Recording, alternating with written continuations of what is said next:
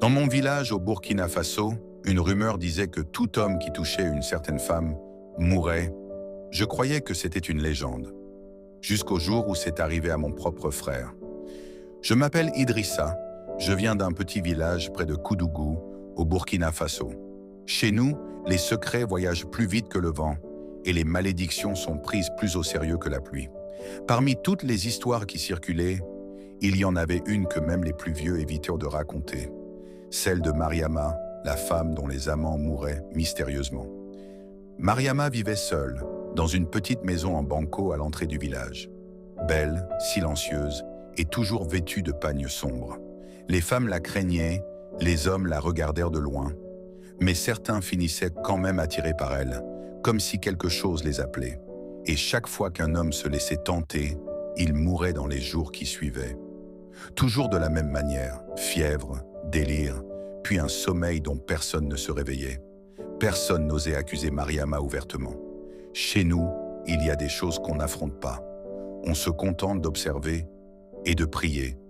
Tout a changé le jour où mon frère aîné, Souleymane, est revenu au village après 2 ans à Ouagadougou. Grand, beau, sûr de lui. Il ne croyait ni aux sorcières, ni aux esprits, ni aux interdits du village. Pour lui, tout n'était que superstition. Le soir de son retour, il a croisé Mariama au marché. Elle lui a adressé un sourire discret. Lui, il a répondu sans réfléchir. Le lendemain, on a vu Souleymane entrer chez elle. On a crié, on lui a dit d'arrêter, on l'a mis en garde. Mais il riait seulement. Il disait qu'on avait peur d'une simple femme. Il est sorti de chez elle à la tombée de la nuit. Silencieux, les yeux perdus, comme si quelque chose l'avait vidé de son âme. Le 3e jour, Souleymane s'est mis à trembler. Sa peau brûlait, sa respiration était lourde. Ma mère a pleuré en silence, car elle savait déjà. Toute la famille savait. La fièvre a duré toute la nuit.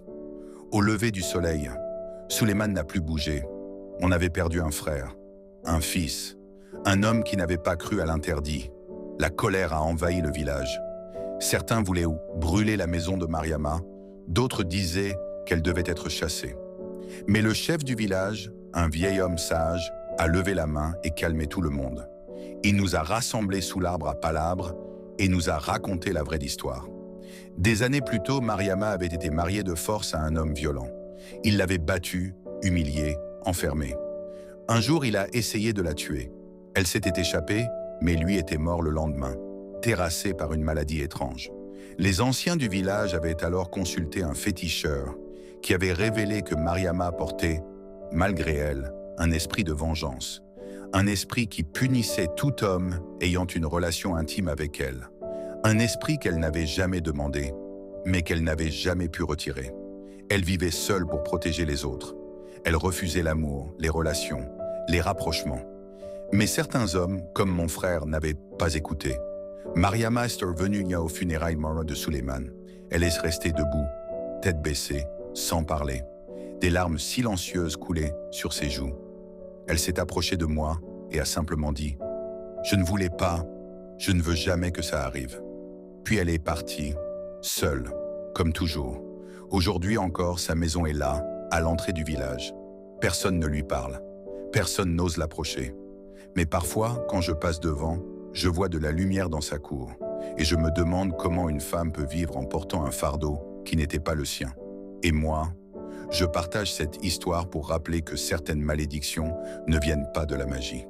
Elles viennent de la souffrance et de la cruauté que les hommes infligent aux innocents.